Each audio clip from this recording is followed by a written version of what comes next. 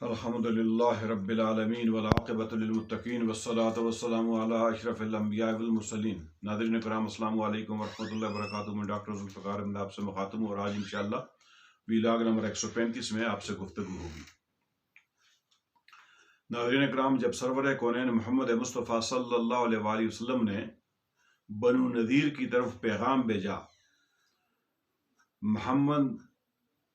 بن مسلمہ رضی اللہ تعالی عنہ کو سفیر بنا کر بھیجا اور یہود کو،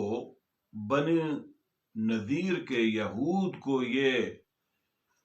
پیغام بھیجا کہ 10 دن کے اندر اندر مدینے کو چھوڑ کر یہاں سے نکل جاؤ، اور 10 دن کے بعد اگر کوئی تمہارا بندہ یہاں پر پایا گیا تو اس کو تے و تیغ کیا جائے گا۔ ناظرین کرام، پچھلے میں نے ویلاگ میں بیان کیا تھا کہ اس کی وجہ یہ تھی کہ جب سرور کونین بنی نذیر میں گئے تو ان یہود نے میٹنگ کر کے سرور کونین محمد مصطفیٰ صلی اللہ علیہ وسلم کو قتل کرنے کا منصوبہ بنایا تھا۔ تو جب یہ پیغام ملتا ہے ان کو، یہ پیغام جب پہنچتا ہے کہ 10 دن کے اندر اندر مدینے کو چھوڑ دو، تم یہاں پر نہیں رہ سکتے، کہ کیوں کہ تم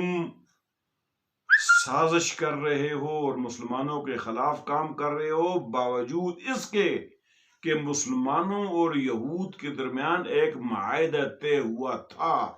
اور تم اس معاہدے کی بھی خلاف ورزی کر رہے ہو، اس کی پابندی نہیں کر رہے ہو، اور سب سے بڑھ کر یہ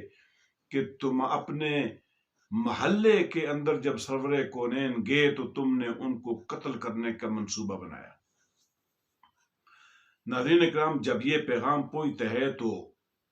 یہود کے اوپر جو ہے خوف طاری ہو جاتا ہے اور وہ اپنے سفر کی تیاریاں شروع کرنے لگ جاتے ہیں اور اپنا سفر جو ہے سامان باندھنا شروع کر دیتے ہیں۔ مگر اس دوران رئیس المنافقین عبداللہ بن ابی کو جب پتہ چلتا ہے تو وہ یہود کو پیغام بھیجتا ہے۔ کیا پیغام بھیجتا ہے؟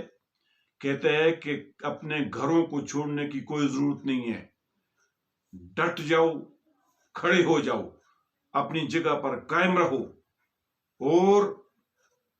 میں تمہارا اس میں ساتھ دوں گا۔ اور کہا کہ میرے پاس 2000 مردان جنگجو ہیں جو تمہاری جان کی حفاظت کریں گے، تمہارا ساتھ دیں گے اور تمہاری طرف سے لڑیں گے، مگر تم نے اپنے گھروں کو نہیں چھوڑنا اور مدینے کو چھوڑ کے نہیں جانا۔ ناظرین اکرام، جب یہ پیغام ملتا ہے رئیس المنافقین کا، اور ساتھ یہ بھی کہتے ہیں رئیس المنافقین کہ اگر تم لوگوں کو یہاں مدینے سے نکالا گیا تو ہم بھی تمہارے ساتھ یہاں مدینے سے نکل جائیں گے، یہ عبداللہ بن ابی رئیس المنافقین کہتا ہے۔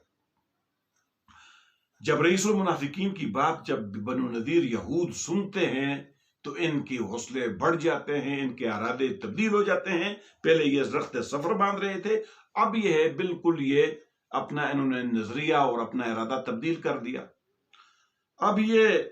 قاصد رسول کو یہ کہتے ہیں، جو یہودیوں کا جو سردار تھا، حی بن اخطب، حی بن اخطب جب یہ قاصد رسول کو یہ کہتا ہے کہ جا کر آپ اپنے رسول کو، سرور کونین کو یہ بتا دو کہ ہم اپنے گھروں کو نہیں چھوڑیں گے، اپنے گھروں میں رہیں گے، اپنے گھروں میں قائم رہیں گے، تو آپ نے جو کچھ بھی کرنا ہے ہمارا کر لیں۔ ناظرین اکرام، یہ پیغام لے کر محمد بن مسلمہ رضی اللہ تعالیٰ عنہ واپس آتے ہیں اور سرور کونین کو جب یہ بات بتاتے ہیں کہ ان کے سردار حی بن اخطب نے یہ جواب دیا ہے، یہ پیغام بھیجا ہے۔ ناظرین اکرام، ادھر مسلمانوں کا یہ عالم تھا، یہ کیفیت تھی کہ بئر معونہ اور رجی کے واقعے کے بعد مسلمانوں کا جذبہ انتقام عروج پر تھا۔ کیوں کہ مسلمانوں کے 70 اصحاب رسول جو تھے، عالم فضلاء، یہ شہید ہو چکے تھے، اور اسی طرح رجی کے واقعے میں بھی اصحاب رسول جو ہے وہ شہید ہو چکے تھے۔